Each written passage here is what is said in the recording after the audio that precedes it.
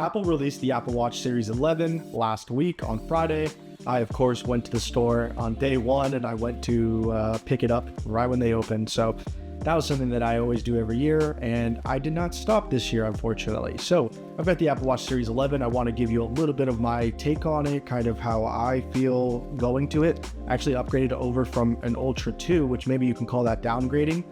I didn't really care for the Ultra. I think it was way too bulky and big, which I'll get into in this review, and kind of should the average person upgrade to this watch? And year over year, the short answer is probably no, you don't need to. But if you've been waiting for a while, it's the best watch that I've worn in a long time. So let's get into the review. I want to kind of go into that, but first make sure to like and subscribe.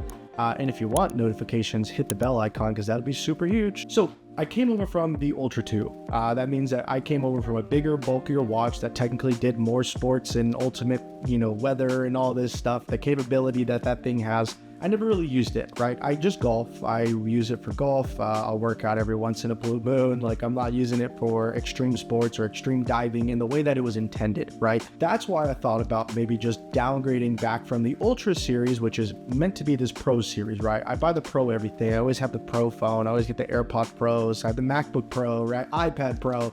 This is the one time that I thought maybe the Pro isn't really needed for me because I just don't use the features that it kind of has. And so that's why I kind of downgraded / upgraded this year to the Series 11, which is, I got the titanium version because I still wanted a nice, piece on my wrist that I wanted to be able to wear, whether it's to work out, whether it's to golf, or I'm going to a nice dinner, right? I wanted to have that flexibility. So I did decide to go the titanium route. So this is a little more than just the average watch. It's not the aluminum version that they kind of put out, for the normal. Getting used to the screen size was a little weird, but I think it's actually perfect. 46 millimeters feels a lot bigger on this than it did on the 49 with the Ultra Series 2. I felt like the screen real estate does go edge to edge here versus on the Series 2 Ultra. You kind of just realize that there is a big gray border around the whole thing, and I didn't really care for that. It made the watch look bulkier than it needed to be. This makes it look super sleek and awesome, so I did really enjoy that. The display as well technically has 1,000 nits difference of brightness, so this is a 2,000 nit display versus the 3,000 nit display on the Ultra 2. I don't really notice a difference whenever I'm outside kind of using this watch. I haven't really ran into any scenarios where I'm not able to make out what's on the screen. So to me, the 2000 is more than enough. I guess the Ultra really benefits maybe if you're like deep sea diving and you need the brightness, or you're like really into the sun and it's doing that. But I mean, I live in Texas, so we have a really bad sun out here. And I didn't really need the extra brightness now that I'm thinking about it. It was really nice to have maybe a little bit brighter, but it wasn't unusable on the Series 11 so far. I did take it out for a round of golf and I didn't really notice a difference compared to my Series 2 Ultra. One thing that was heavily advertised with the Series 11 was the sleep tracking. That was something that I think that they really wanted to make sure that you were aware of, and it's one of the selling points for the device.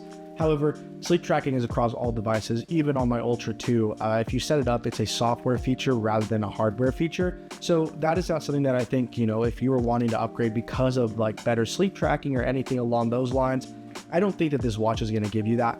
I really recently went over from a Whoop and an Oura Ring to basically jump over to the Apple Watch again.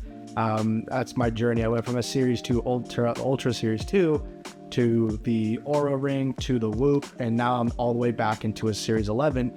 And I made that jump basically to have better sleep tracking because I didn't like wearing the Ultra going to bed. I hated it a lot. It was really bad. And, the Whoop felt really good. The Oura Ring felt really good. And honestly, this feels really good as well, too. I do sleep on my hand a lot, so I have a lot of issues where I'm sleeping like this. So that's the only annoying thing that I would say, like, versus my Whoop. I didn't really do it as much, it felt like, because I don't sleep on my right hand.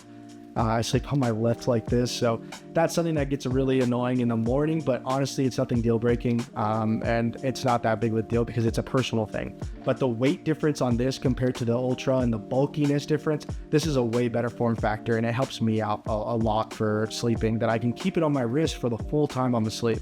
I noticed that with my previous watch, I would take it off and kind of throw it off and maybe put on the charger to just for the night and didn't care about that because my bed has sleep tracking. So it's not like I need the sleep tracking for my Apple Watch, but I want it to. So that is something that I think is really helpful. But again, that software is available across all generations that can support the newest watch OS. So you You don't need to upgrade to get that. One thing that this has as well is 5G. Compared to the other models, I think they only supported up to 4G LTE. I've used it a little bit. I haven't really noticed like crazy speed differences, but I haven't really used and abused it in a way that I think an Apple Watch would.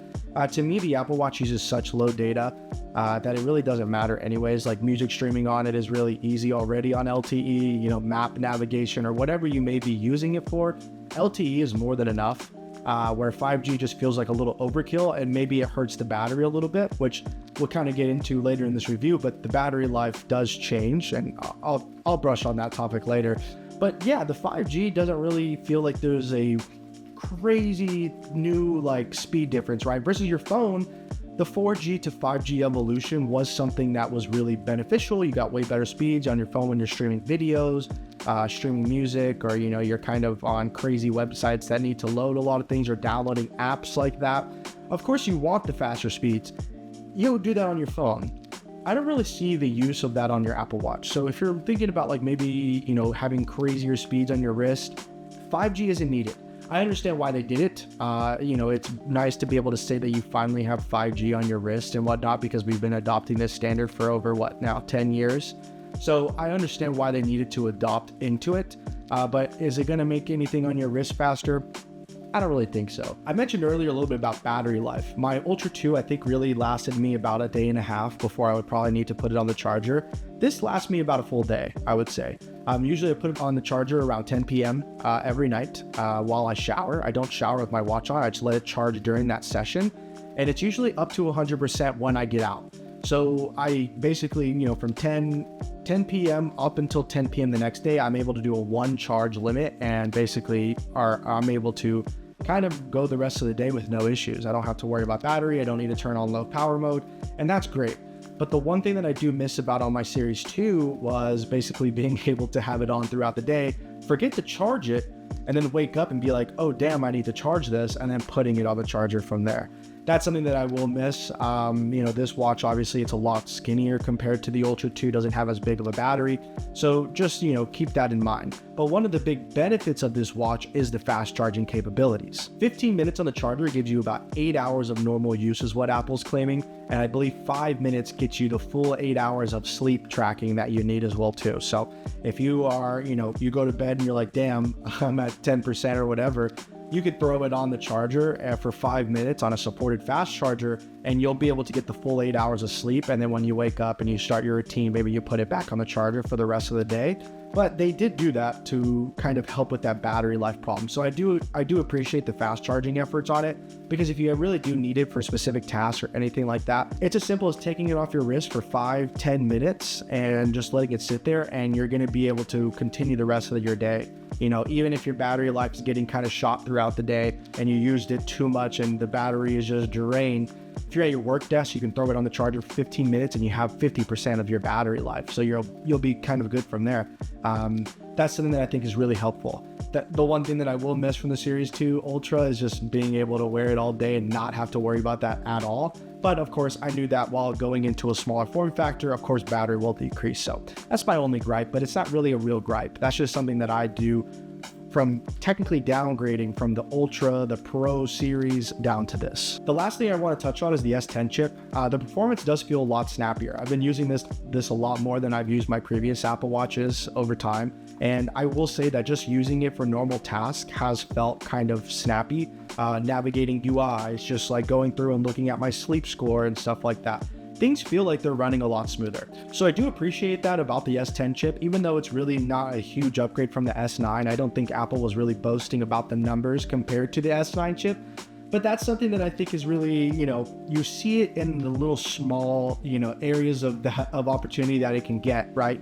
Snapping between apps, opening up apps, using specific like loading screens, right? Like if you're loading up an app inside of here, when I load up Spotify, it doesn't need to sit and load for a couple of seconds. It's just instant and it works. That's something that I think is really good. And you know, the S10 chip, the performance, you can feel the difference. There's not a huge performance difference that I think Apple was really wanting to boast about again. But like I said, I think in the everyday normal use, it takes off about half of a second in like those kind of interactions, maybe even just 0.25 seconds. And I think that's going to be really helpful for the average person, because you're not going to really see it where it's like, wow, I save up so much time, but it's going to slowly add up. And I think that's going to make your watch interactions that much better. But yeah, that's everything about the Series 11 Apple Watch. Do I recommend it for the average person? It depends on what Apple Watch you have. If you have a Series 10, I don't think you really need to upgrade. And, usually I'll say like, oh, but you can or whatever. And yes, you can. If you can trade it in, you get really good value off your watch and you want to upgrade to the latest and greatest, then why not? That's something that you are probably going to do anyways. But if you're on a Series 10 and you're just kind of a normal user and you don't really use your watch up to the full performance standard or anything along those lines, no, you don't need to upgrade. Save your money, wait till next year. There's probably going to be some better improvements. We're at the time where tech year-over-year upgrades just aren't really worth it anymore. We're not getting the crazy leaps and boundaries that we used to get. But if you have an itch in your pocket and you want to spend money, buy it. I'm not going to be able to stop you. But I do think, you don't need to run out and grab this thing, but I do think it's a great watch.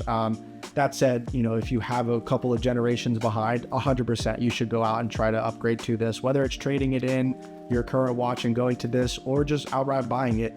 It is a good watch. I've had a great performance from it so far. The display is beautiful and amazing. And I love this thing so far. So I do recommend it for certain people. But if you are someone who has the previous generation of watch, then of course, take your time and think about it. You don't need to run out to go get it. I don't think these things are actually sold out from last time I checked. They were in our area, at least. You were able to kind of get specific ones. I think specific colors maybe were like a week backdated, but they weren't really like sold out or anything like that. So you have time to really think about it and kind of get your money together before you upgrade to it. But it is a great Apple Watch. Apple is doing a great thing for the wearables industry, and I think that they are leading the wearables industry for a reason, and that it goes for both Apple Watch and your AirPods. They do a great job. So kudos to them. Another great year of Apple Watch, and thank you guys for watching.